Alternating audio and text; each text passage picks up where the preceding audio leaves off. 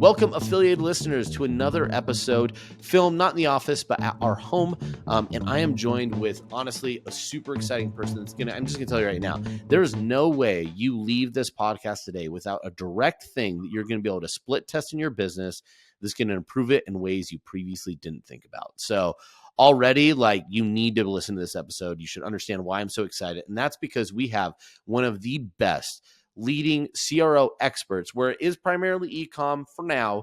He's not just an ecom specialist. He is a specialist is improving your funnel to get more sales and make more money without sacrificing chargebacks, refunds, and deception, right? Doing it for brands and been doing it for a long time. I'm talking about Matthew Stafford, not the amazing quarterback, instead the amazing entrepreneur, business owner with Build, Grow, Scale. He's been doing amazing things for ecom companies for a really, really long time. He's about to do something amazing for us, which is talk to us and share some of the secrets. Matthew, how are you doing today, man? Doing great. Excited to be here. Good. We are so excited to have you. So, and yeah, just really, really excited to talk a little bit more, learn a little bit more. But before we kind of jump into some of the split tests and things that you're seeing are making huge differences, big wins on people's carts, on their sales pages, all sorts of different locations, I'd love to just actually step back a little bit. You're a super interesting guy. You try and tell yourself you're not, but you're super interesting. And I'd love for you to just walk a little bit how you got to this mountaintop today, to give us kind of the quick abridged version of being a baby and graduating, going to college, then finding yourself in this crazy online world of optimizing sales pages. Yeah. So early on, I had an affinity for drafting, architectural drafting. And so I went to college for that and thought that's what I was going to do. I have to pause for a second, Matt. How do you find yourself getting into a passion for drafting and building up blueprints and buildings? I was always curious. I've met some people that have. I will tell you, I never was, but I was always curious where that came from. And then we'll jump in there. Sorry to derail too much, but no, that's fine. I think it had to do with my seventh grade teacher. His name was Mr. Plume, and he just made the class a lot of fun, and it was very creative. And so I thought, when I was drawing and essentially in my mind, I was building things. And so I thought that's what I was going to do. And I actually got 2 years on scholarship. This will date me a little bit. It was right as AutoCAD was coming out. It was just being introduced. So we were still doing all the drawings by hand. And then, oh man, right near the end is when AutoCAD was coming out. And it's nothing compared to what it is today. But anyways, all that to say, while I was going to college, I was also working for a friend of the family. And just as I was getting ready to graduate, he offered to sell me his business. And so I ended up taking that business over, buying it from him, and started growing it. And that was my introduction into entrepreneurialism. And I never looked back. So I've literally worked for myself my whole life. And what was that first business too that you bought for? It was landscaping and seawalls. And what seawalls are is we were in Holton Lake, Michigan. And so we had all these canals off of the big lakes. And so you put walls in so that they can walk right up to the edge of the water. It's nice and clean, keeps the erosion from happening. So we did landscaping and seawalls. And through that, I hired a couple guys that knew how to do concrete. And I actually really fell in love with pouring driveways and patios and doing all that other stuff. And so over the years, we kind of morphed into a concrete business and ended up doing about 2 Walmarts a year. We do a Home Depot, a Lowe's, several Menards stores, really, really large flat work and concrete parking lot pours. And then 2008 happened. And when that bubble started creating the ripple, Walmart and everybody else, they started using us as their bank. So they would, because we were doing the concrete, we'd be the first ones on the site besides the excavator be there, then we would show up. We would do the work, and sometimes the store would literally be open before we got our first draw. So the risk versus reward kind of switched, because it was about a 30 to 45 day wait, and then it ended up sometimes it'd be as many as 6 months. It was just ridiculous. And that was hard on all the contractors, including the general contractor. So we had a general contractor default on us, which meant then we Oof. didn't get paid. And Yeah. that just turned into a huge thing. So we went from about 25, 30 guys and downsized to about 15. And I liked it right there. Hmm. Started doing smaller stuff, but I went to a Tony Robbins event, and he was selling a DVD series called Money Masters. And so I bought it. And the first DVD that I got was Frank Kern talking about selling an ebook on how to teach your parrot how to talk. And I literally, at that point, because I was in the construction world, I never used my computer for anything other than emails, sending FTP files. Back then, online shopping wasn't really a Yeah. big thing at all. And just had no clue about that world. And then once I got into it, thought, wow, that's amazing. And so my first taste of actually doing that was I had bought a couple of brick and mortar salons too, because concrete in Michigan is seasonal. So Hmm. we'd have 3 or 4 months of downtime. So during that time, I ended up acquiring a couple of brick and mortar salons and realized I had to learn how to send traffic to them. And so Mm. I kind of figured out online pay per click and buying ads that way. And then that was working very well. And then a site called Teespring came out. I don't know if you remember that or not. Mm-mm. No. It's essentially T-shirts, and you could put a Mm. design on them and then run ads to them, and they would print and fulfill them and ship them out. And Okay. Now I remember. I remember. Yep. so I got really good at that. I ended up selling in about a 3.5 year period about $15 million for the T-shirt. Dang, that's Yeah. awesome. And so I was hooked. I was like, all right, I'm gonna figure out how to do this full time. And Way more fun than waiting 6 months for Walmart to pay you. Sounds much so more fun. we sold the concrete business, sold the brick and mortar, and I've been online 100% probably the last 10, yeah, a little over 10 years now. So That's I- crazy. yeah. Man, what a I mean, I can't imagine coming out of college going with like, hey, drafting, creative, then you find yourself like, well, I guess I'm gonna own a, lawn care. And I guess the flood walls was a new term for me. I had not heard of that fully. So I was like, okay.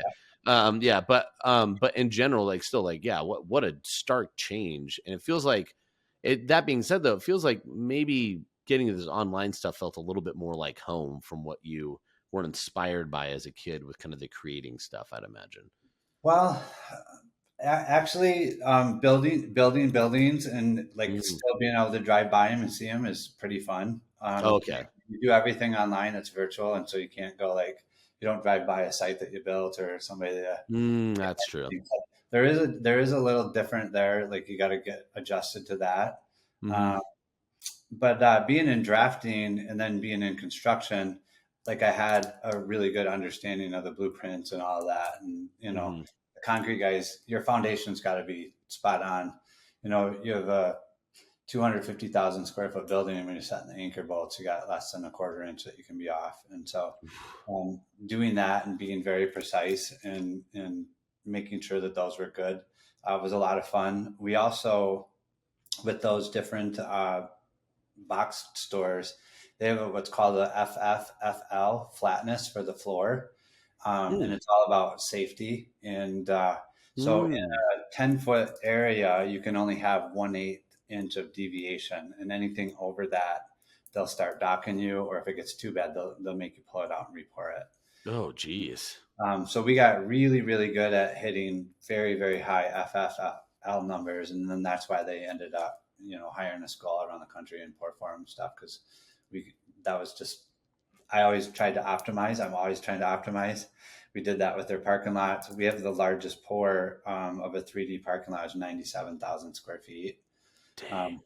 It has 1,764 yards. Um, Wow. yeah. So it was, Dude, that is huge. And like to do that with high levels of accuracy, I couldn't imagine. But I love that this is a perfect transition because you mentioned you always love to optimize. You just were an optimized minded person, which allowed you to have that high level precision in your past businesses. And I would question to say has helped you be very successful in your online businesses. So with that, let's kind of fast forward to today. talk a little about Build, Grow, Scale and like what you guys are doing, a little bit about the business. And then, yeah, I'd love if we jump into maybe talking about some of the optimizations that are getting you really excited right now, because that's the stuff. Anytime I talk to you, I don't think I've ever walked away without something where I'm like, oh my gosh, what an amazing idea. I got to go do this now. So I'm excited for that piece. Yeah. So, think about that transition.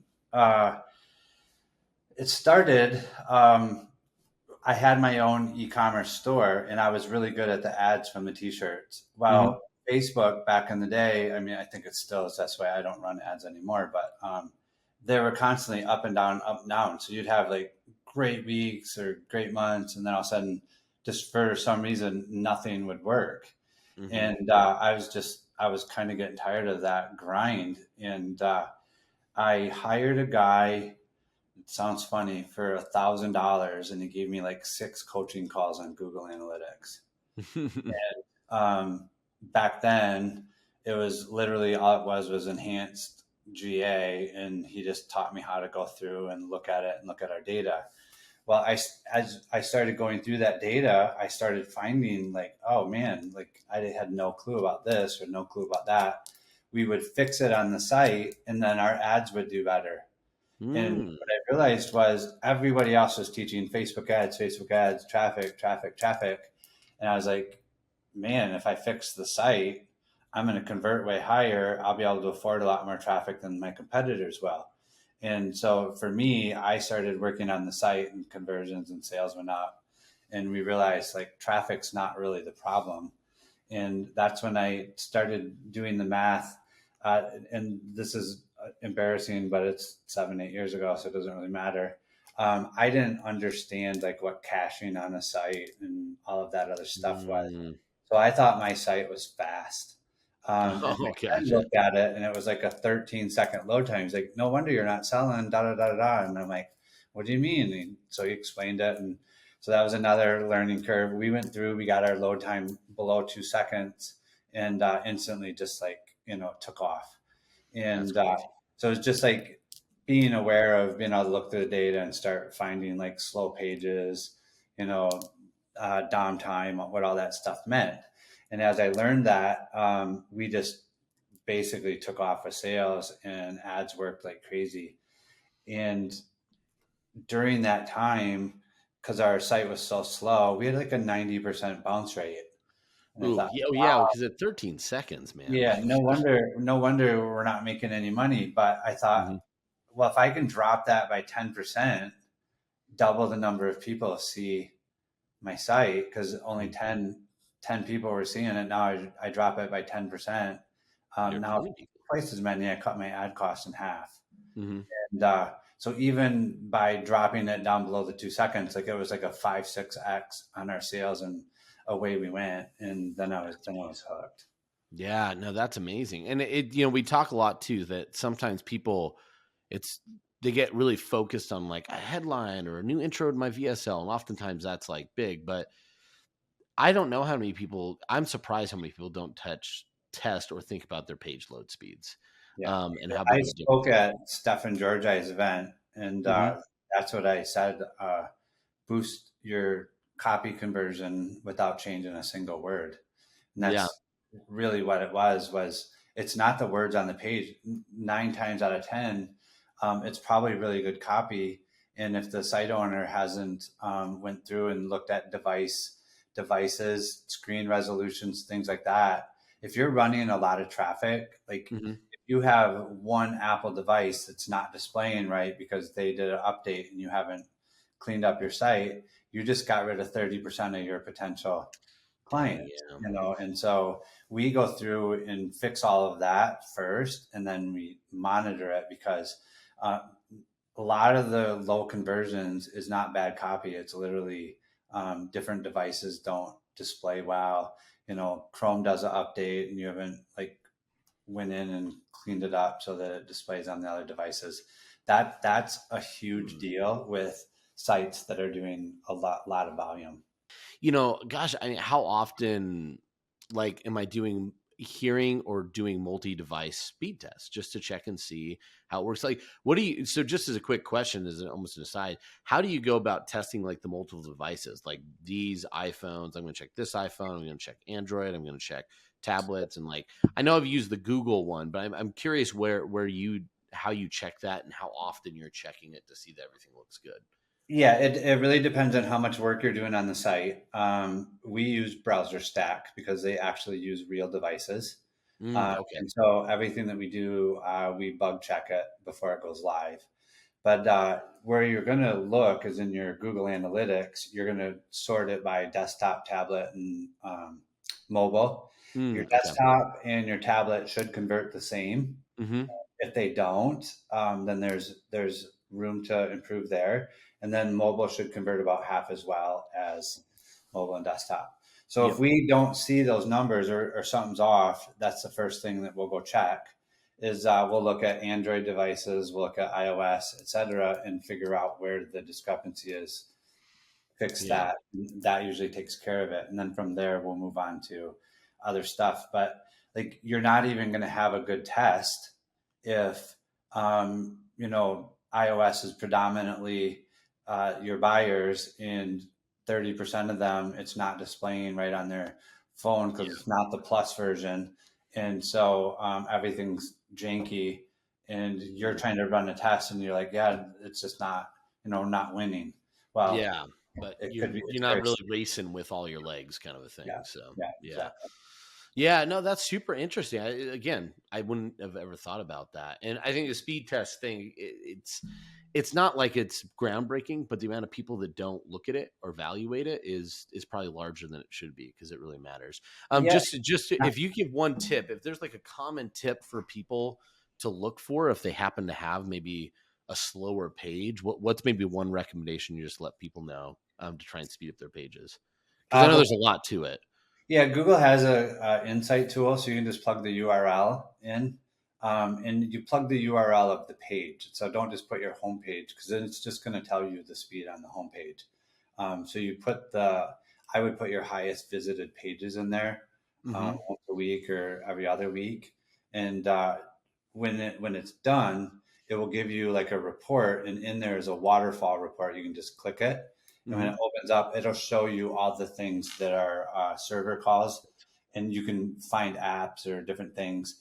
What happens a lot of times is if somebody installs something, doesn't work, and then they delete it, there's still some code in the site.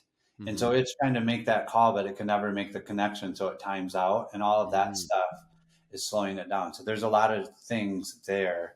And just for clarity, when I was talking about that, it's not just load time; it's also the way it displays on the device. Okay.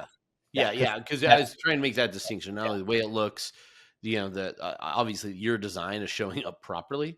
Had something like that recently when I was looking at a sales page. Went and looked at it on tablet, and like there was a headline that was way askew, and I was like, fix that. But the body copy or something. Yeah, I was like, this is super weird. So I was like, just tell a developer. I don't know why that happened. But no, I think just like that, using both in conjunction is like, so right now, what you should do is you should pause the podcast, go and do those two things, and then come back, and hopefully you'll find out that everything's good. And if not, you now know a very quick fix that you could put in your business and get better results. So with that, I mean, you've already given tons of great. Oh, was that? If you go into Google Analytics, there is a speed test right in there, and it'll give it to you on all the pages, and it'll be like red or green and show you. Nice. It's simple. So yeah, it's pretty accurate too. It's really good with that. Yeah. That's good. That's good to know. Beautiful. So pause, go to GA and do your speed test. And then also what was the name of the other place that you look for the different devices? It was something Stack. That's in Google Analytics too. It will give you device category, sizes, all of those things. And I'm pretty sure you can go to our blog and there'll be some training on that, or at least some trainers. So. Well, we'll be sure to try and get. We'll reference the blog in the show notes too, so you guys can go and check that out as you pause and go do this right now. So, We're going to assume you returned after your successful test, and now Matt's going to give us even more. So, yeah, walk me through then. So right now, obviously, speed test is a big one. That made a huge difference for you in your Yeah. business, which makes a lot of sense. And I think one of the other big things there is, sometimes to get cold traffic working, it is just marginal improvements on your conversion rate. The biggest things you could do and control is right there. Instead of just focusing so much on ads all the time, fix your sales page. I really thought that was a great message. So with that, right now, you've seen so many different changes, so many different optimizations. Can you just list off a couple that got you really excited right now that you've done recently? You're like, oh man, this is like a home run hitter for sure, especially ones around the checkout section. Yeah, so I was actually going to say we have one that's been working for years that I want to share with your audience, Woo, because sounds great. every single time I share it from a platform, I have somebody come up and tell me, "Oh my God, like I thought that was like such a simple way to do it, and by doing that, like it's made a big difference." So we always optimize from the back of the site or from the checkout forward, because Mhm. if we optimize the homepage and make it awesome, but the checkout isn't optimized, then you're losing all of that money from those people that would be giving you money. So we always start at the back, fix the money page, and then everything else that we do moving towards the front of the site generates more revenue. And Mm. so, one thing that I see on everybody's page is when they have to enter their information, it says email, address, second address, city, state, and then phone number. Well, I we check every form field and we monitor those to see what the error rates are. And the error rates for the email and the phone number were terrible. Like it was I want to say it's like 24 out of 100 would be good. Like, so Ooh. people are really giving, a lot of junky information, Mhm. or 24 out of 100 were bad. Sorry. Oh, gotcha. I was gonna Yeah. say, I was like, So, dang, but man, that's that is still a some quarter of your traffic. yeah, And that's so, still huge. That's not yeah, tiny. yeah. And so what we did was I used the theory of people don't mind giving you information if you tell them why. And, Mhm. like, hey, do you mind if I cut in line? My kids are late for school. And you let them go. And like, they don't care. They don't mind giving you something if you tell them why. And Mhm. so in that email field, we put email for your order confirmation. Your order confirmation email is the most opened email that you'll ever send. It has like a over 80% open rate. And when we did that, uh, we literally dropped our errors. It was in the single digits, low single digits. So we Wow. had a 20% increase in form field errors for the email just by doing that. We thought, oh, well, let's see if we can get it better. And tried a whole bunch of different things and we still haven't been able to beat that. So email required for your order confirmation is the text that we put in there, and it works like crazy. That's Um, awesome. for Yeah. phone, we put required for shipping notifications. Mm. And we've tried all kinds of language in there too and can't beat this one. That's the one that always wins. And so it's what we always use now. But we even tried for shipping notifications, we'll never call you. And when we did that, like the errors were like through the roof. It was like a 300 or 400% increase in errors. And so we were like, okay, we introduced a problem that they hadn't thought about. Like, no, I don't want people calling me, but Mhm. we kind of said something about it. And so that just, it blew it up. So Yeah, saying we won't call you, and they're like, they're yeah, gonna call me. No one says that. Just like I'm not lying. I know you are, politician, right? Like, yeah. that's really interesting. So yeah, so I had the reverse fix. So what did you do to get the increase the success rates on the phone sense that Required for shipping notifications is the and one that just works. left it there? Say Yeah. didn't put the do Yeah. not call. That one works crazy good. So required for order confirmation and required for shipping notifications. And anybody knows that anybody that's not collecting SMS now, um, the only reason why you want is if you don't like money, because Yeah. SMS is crazy good for. It's the number one revenue source in the e-commerce stores that we Yeah. manage. Well, it's basically 100% open rates. It's much more intimate. Yeah. You're gonna look at it. Definitely a fantastic channel. So Yeah. getting those actual numbers successfully, and that they input them correctly is huge. So no, Yeah. I think that's a really really. It's funny enough. The first time I think I heard this from you one time. I think it was the first time I saw you give a talk or was at our table. I can't remember what it was.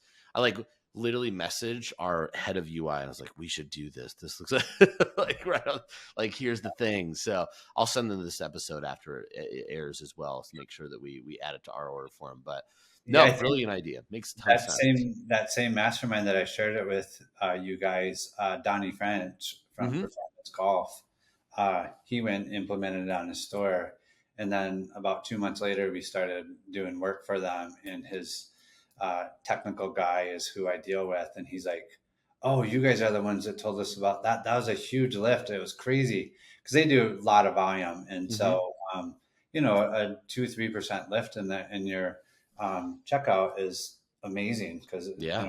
at volume you're doing a lot more sales a year. Yeah, that's huge. Well, and again, just as a behavioral thing, it makes a ton of sense too, right? We've seen it. I know what is it? Rory McDonald talks about it in Alchemy when they did it with like wait times. And so if you think about like when they were doing like train times, they said it's your train's going to be coming estimated around this time. It's estimated to be delayed for X number versus just putting delayed. When you just put delayed, people would lose their mind. They'd like go insane with rage. Then you put delayed for X amount of time, huge difference because now people can make a decision if it mattered or not. Yeah, Versus when you don't give that, it matters to everyone. It's yeah, all bad news. yeah. We have a lot of sites that obviously are highly optimized, so they make a lot of sales. And during the different seasons, we have to say, due to the number of sales that we're making, it may be as much as 4, 5, 6, 7 days, whatever. Sometimes 2 weeks. Mm-hmm. But yeah, if you manage the expectation up front, you keep a happy customer and they're fine with that. Yeah, for sure.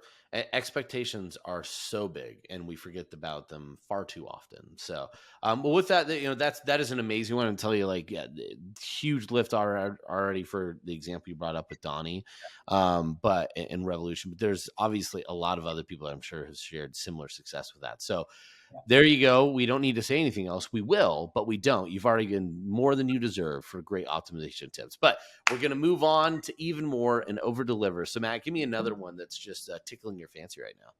All right. Yeah. So we always call it like trying to nudge them to the next step. We're Yep. always trying to get them to go to the next step. So the color of your button doesn't really matter. We've tested gobs and gobs of colors. What matters is that the button stands out from anything else on the page. And people don't like to click on something where they don't know where it's going to take them. So buy now or people put all different fancy stuff on there. They don't know, they have no idea exactly where that's going. And so what we've noticed makes, I always say, little hinges swing big doors. By making the text specific to the next step, it always increases the conversions on the button, which is, to get them to take an action. So we use, like on the homepage, we don't say buy now. They're not going to buy now. They're going to go to a product page. And so we'll put something like learn more or more options or see more or things like that, because then they're curious. Oh, I want to see more of this. And then when they're on the product page, we say add to cart. And when they're in the cart, we say proceed to checkout. And then when we're in the checkout, we say proceed to shipping or continue to shipping. And all of that stuff is like you're literally just taking them to the next step. And so when you tell them exactly where they're going, they don't even have to think about it. We could kind of just say we're just kind of greasing the skids so that it's just very smooth. Like we're not trying to trick them or deceive them, or they don't have to question anything. We say Homer Simpson it. If it's simple enough that Homer Simpson will know, then it's going to work. And so Yeah. literally just telling them the next step or the next page that they're going to go to will increase people navigating through the site, getting to the next step. Yeah, again, it's very similar to human behavior trends, but yeah, we do not like uncertainty, and creating that certainty, if anything, it's an opportunity to project trust. Because if we say transparently, you're going here, and then it goes there. Funny enough, that level of trust means that people don't think they're being sold to. They feel like someone's recommending something to them, or we're aligned. I'm not being deceived. So I think that's a huge one, and especially for direct response marketers out there listening, you already have a trust issue. Like your offer in general is an attack on trust. So little things like this, instead of a buy now, if it goes to enter payment details, right? Just something as simple as that could really change it. And I think that makes a ton of sense. With doing that, did you see, do you remember like an average conversion lift you saw from adjusting those names? Yeah, I know the largest one obviously is on the product page because that's the most Yeah, people see that. I think we got about a 17% bump. that's So awesome. yeah, it was actually significant. And then when we added like a little icon, we put a little arrow going forward. Mm. Yeah, yeah, yeah. Those little arrows actually we've tested them over and over and taken them off and added them back, and they make a difference. So we're pretty specific about all of that. That's The cool. other thing, another tip, because I know your audience doesn't, I mean, so many people that are online don't want to answer a phone. Hmm. And, uh, and so I'm not saying that you have to. Obviously, you'll make a lot more sales if you do. But you can use a Google Voice and put a phone number on your site. And it doesn't mean that your phone calls are going to go way up, because it's just they're going to leave a message and it's going to become an email to you. But them knowing that they can call you makes them feel better that they can get a hold of someone when they spend their money with you. So one of the reasons why we know that is the most clicked on reviews is 2-star and below, Hmm. but those are the highest converting people on the site. So why would that be? If we have to reason through this. Yeah, yeah. Um, they don't expect you to be perfect. What they expect you to do is when there's a problem that you take care of it. Mm. So So we always they have, look for the response on them, yep, basically. they're reading the response, and if you take care of it, then they convert much higher than a normal person. So they know, if all you push is 5-star reviews, they're lying and they don't trust you.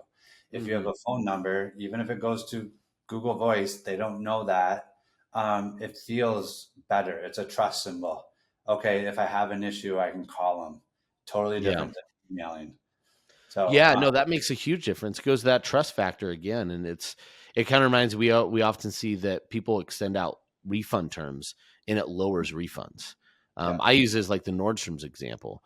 Nordstrom's letting you return anything in any condition, any time, did not hurt their business, and it's because most people don't want to return stuff. We think about the rare few that are going to take advantage of that, but all the other people that bought and specifically went there and bought an item because they had no risk for what would come next. Very similar to this. Like, I'm going to buy something, but I could see that they're going to take care of the mistakes. I feel more trust. I feel like we could go and do this, and now I'm more willing to convert. So no, it makes a ton of sense. And yeah, no, it's a great one to make sure you always have that visible and available for sure. yep. And we do.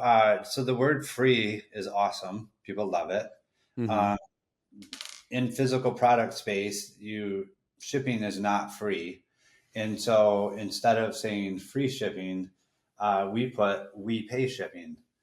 And so when you think Mm. about that change, it's just a little shift, but it's a paradigm shift of now they're doing something for me. Shipping isn't free, because if they think, oh, well, shipping's free, it didn't cost anything. They literally think that in their mind. Hmm. Um, and we were like, yeah, you can return the product. You just have to pay the shipping. They're like, oh, well, if shipping was free. No, we paid it to get to you. So when you say we pay shipping, they're like, oh, wow, they're even paying for the shipping. And that actually boosted conversions too. And it's changed the customer service requests are totally different from someone that says we pay shipping rather than free shipping. That's such a brilliant little adjustment too. Like, again, like we pay shipping, because you're right. I think you say free, and it's free shipping everywhere, right? Like what Amazon has made it that way. It's free, free, free. everywhere's free shipping, but like you said, yeah, it's not free. You're paying for it somewhere. Yeah. So, with Amazon, it's probably in your monthly rates that you pay every single month. And, for most people, you're paying it for an increased product price. But I really love the we pay shipping to create transparency in what you're doing. And like you said, yeah, it transforms the value to not free, but somebody else is paying it for you. Definitely changes that value for sure. Huh. Yeah. So, I mean, if you think about it, the way that I address it is if you're selling to a person to person, you get to communicate with them. Well, as Yeah. soon as you go online, you're selling something, your website or your store is your conversation with your customer. And Mm-hmm. so if you look at it not from like, how do I sell them? How do I sell them? From coming from the customer's perspective, how do I get what I want? Totally different personality on the site. So you're Mm-hmm. trying to be helpful and make things really easy and super simple compared to just buy, buy, buy, buy, buy. And Mm-hmm. what we see is like a huge difference when the owner makes that little shift in their mentality of how they look at their site. They'll see Mm-hmm. things way different. Go to it as a customer, try to find what you're trying to buy. Like we do user testing nonstop, which is our number one way to find gold. But go to it as a customer, not as the store owner trying to sell more. When Mm-hmm. you're trying to sell more, it feels salesy. When you're trying to help them, or they come and you make it really easy for them to find what they want and just guide them to the next step, it doesn't feel Yeah. like they're being sold. Yeah, it's facilitating commerce, right? I'm giving you what you want in an easy way, even though you might not have asked for that. You know you want it, and they're like, yeah, okay, I do. Let's make it easy. Don't oversell me. No, yeah, no, I think that's really really great. And again, you can't do that without building a lot of trust. So I think these trust ads that you're putting in there with transparency all line up into that same idea that you don't need to hard sell if you could build trust other ways. Yeah. And hard selling tends to also lead to a lot of regret. And you're not going to create that same buyer's remorse period that, or buyer's remorse emotion that I imagine a lot of these other offers do. So, Yeah. well, That reminds me of a test we're running right now. So I'll share it with you because it's oh, really awesome. when you talk about trust, people a lot of times think like, oh, well, there's no trust online, there's no trust. And so they like overload their site with, oh, we take credit card, we do this, we have Norton, we have McVirus, or all these different things. Hmm. And what we've seen is the more that you shout, we're trustworthy, the more it makes them doubt that you're trustworthy. And so we've eliminated 98% of those symbols, and we've put in custom ones that work much better. So we make sure that they talk to the ideal audience and answer a question that they might have in their head right then. So Oh, nice. Okay. if it's like a product page and it's add to cart, one of them could be shipped within 48 hours. Mm. Another one, like we have a Second Amendment site, and so one of the UVP icons, it says melt snowflakes, guaranteed to melt snowflakes. Uh, and so like it's talking to their audience, and it's like giving them a little bit of humor, and they're like, oh, I like Hmm. these made in the USA.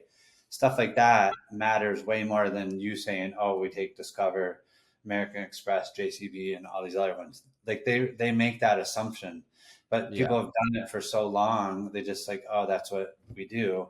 And you can take all of these different elements on the page and turn them over into where they feel like they know, like, and trust you because you're like them. And by Yeah. using those, you'll see a huge difference. So we Especially for something that's just become dead space on your cart. Like that's not doing anything. So Yeah, that's awesome. we're doing it on the checkout right now for Donnie, and we're averaging a 2% lift. So Oof. on the checkout, that's good, and it's just changing those symbols. That's awesome. And it's such an easy fix too. I love that. I love that a lot. So super, super cool. Well, man, I actually think you gave a ton of great ones. And I actually had a couple other questions I want to ask you before we go. And I know we're getting close on time. So we're just going to ask two more questions, and then I'll give everybody an opportunity to, if they'd like to work with you, they'd like to hear more, get on the blog just for you to tell them how to follow you. One of the first questions I have is actually, I think a big one that we hear a lot of people talk about from the direct response side, from the e-com side, but is oftentimes how these two marketing strategies blend together. We feel like the white whale in marketing is the emergence of these two realms. And a lot of what you're talking about reminds me a lot of like direct response and nudge tactics, or at least conversion minded tactics.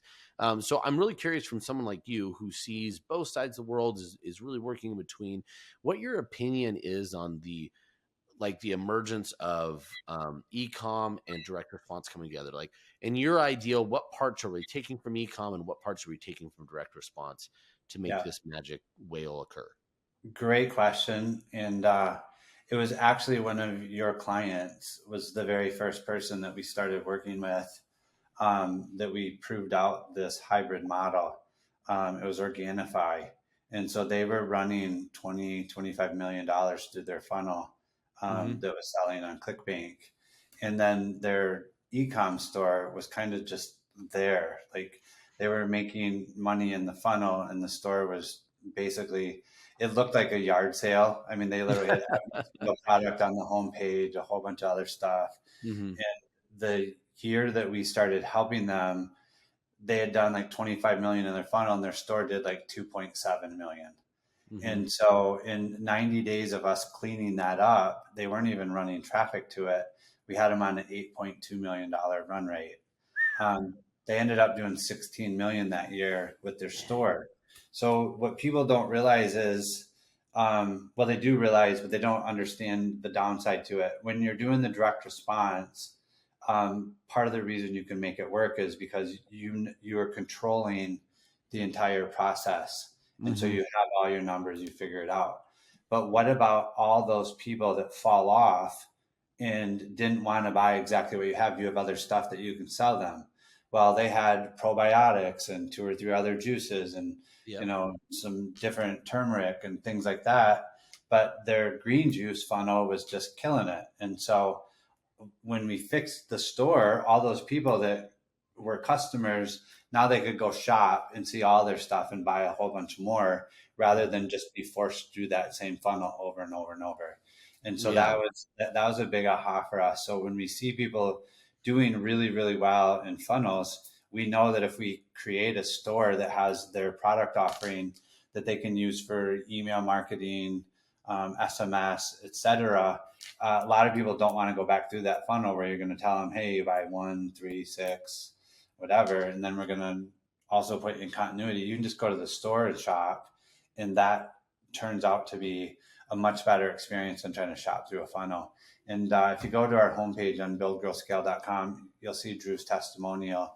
He kind of walks through the numbers and the increases, That's what they awesome. were by cleaning up the store. Now, I love that, because I think that really highlights, I think, where we see that blend is direct response is great acquisition. They could Yeah, acquire better than e-com brands can. yeah, They way 100%. faster, way more supercharged. But man, once you get that customer, what you do with them next, there's a huge gap there. And having that e-com presence that's well optimized creates a perfect experience where you could get hyper growth, acquire fast, retain, and flourish in a great ecom model, as well as then still you're going to get the other acquisition through ecom as well. It's not to Yeah, say that much you higher can't. LTV. Yeah. Instead of people buying from you once or twice, now they'll buy from you month after month, or at least Mhm. year over year. Yeah, Yep. much higher LTV.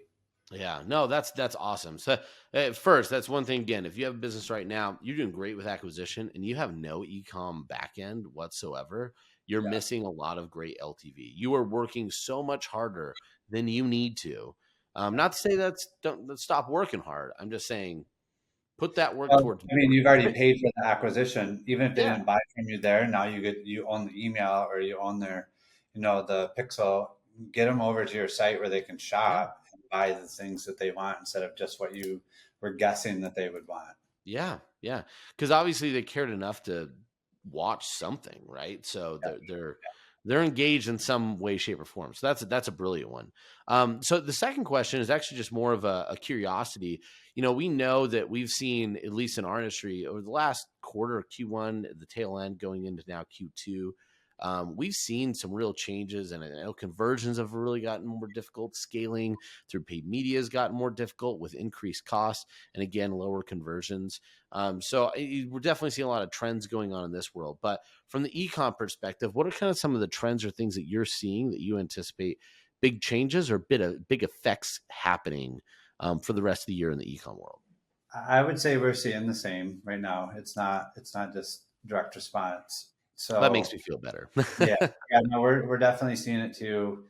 Really, I think this happens every few years. Is kind of the market cleans up, because when it's really good, you have everybody that thinks they're a business owner now is out there slinging stuff and selling it and doing a really crappy job a lot of times, or selling just garbage, and so it gets bloated and nasty. And this really kind of cleans out all those people that don't have a back end, because it's so much harder to be profitable on the front end now. The brands that we work with, if they don't have to be profitable on the front end, or they can be really close to break even, those are the ones that can keep scaling, keep buying, keep building. But they have to have a way to nurture the customer. They take good care of them. They have good customer service.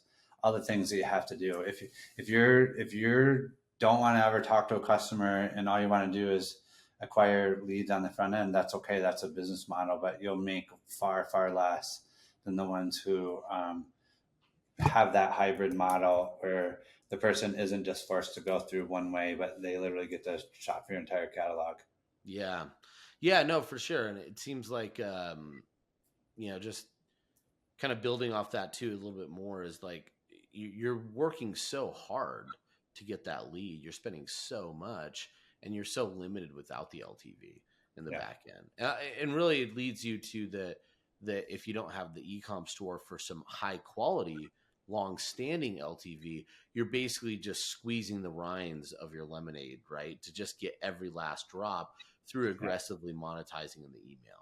In order to do that, you got to market kind of slimy to get it. Yeah, you got to be pretty aggressive. So then you get stuck in this cycle of aggression. So if you're ever looking to break out of that, like ecom is a necessity. Like you really need to have a place for people to buy and not be sold, if that makes sense. So no, I think that's a brilliant answer. And honestly, this was just, again, if you did not walk away with this with something that's going to improve your business, at least improve your funnel and conversion rates, you just weren't listening. So there are plenty of things in there. Really, really appreciate the time. Now, I know we have scratched the surface on information that you give out, data that you give out, findings you give out. Like this is like a sneeze, and they're all the overall like spectrum of information you have. So you mentioned the Build, Grow, Scale blog. Are there any other places? How could people learn more from you, or even get in contact with you and your team? Yeah, so it's buildgirlscout.com. My email is matt@buildgirlscout.com, and that comes to me. So I love to meet people, happy to talk to someone. A lot of times what we'll do is we'll just jump on a call and do a site audit. We'll just kind of walk through. I'll look at your site and tell you things that I see. Typically that's enough, to set off a couple light bulb moments that they're like, oh, okay, cool. Yeah, I never thought about it that way. Yeah. And then they can, choose to do business with us or buy a product or whatever. So beautiful. We'll make sure to put that in the show notes below. I don't want to take too much more time. I know we were hitting up in the hour that you had for us, but this was fan-freaking-tastic. Really appreciate it, Matt. And hopefully get to see you sometime soon. But until then, people, please rate, review, subscribe. Keep listening to the podcast. Please take one of the tests. You don't have to do all of them. You should, but take one of them, give them a try today, and follow Matt and his team at Build, Grow, Scale. There's some really exciting things that I can't tell you that are coming out too that you talked to me about that you need to be plugged in so you could be there when it happens, because it's going to be super exciting. With that, also, I always like to mention, like, we want to hear from you. If there's anything out there that it's a burning question that hasn't been unanswered, if there's somebody that you have always wanted to hear an interview from about a certain subject, just comment, email us, put a comment on any of the videos. We do look at that stuff, and we use it directly to guide who we might interview or what kind of conversation we might have next. Until you listen to that next conversation, though, if Thomas is here, he'd tell you happy scaling, but I'm just going to sorry, I'm going to use improper English now. I'm going to tell you, be safe out there, and until next time. Thanks so much.